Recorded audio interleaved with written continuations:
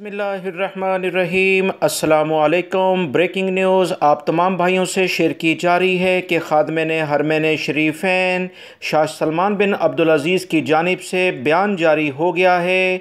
शाही फरमान जारी कर दिया गया है कि 31 जनवरी 2022 तक वो तमाम गैर मुल्की अफराद जो कि सऊदी अरब से बाहर हैं, इनके अकामों और इनके एग्ज़िट एंट्री वीज़ों यानी छुट्टी के वीज़ों में 31 जनवरी 2022 तक फ्री में तजदीद कर दिए जाएंगे, रिन्यू कर दिए जाएंगे।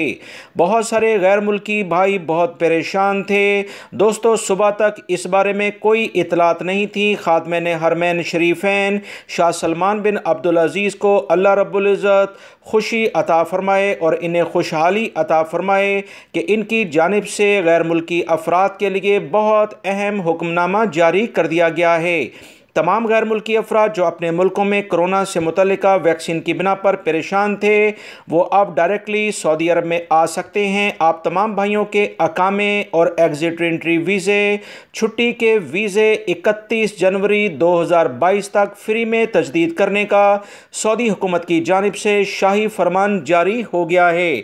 ब्रेकिंग न्यूज़ आई है जो आप तमाम भाइयों से शेयर की गई है। मज़ीद इतलात आएंगी वो आपसे शेयर की जाएंगी। वीडियो लाइक करके शेयर भी कीजिएगा। अस्सलाम।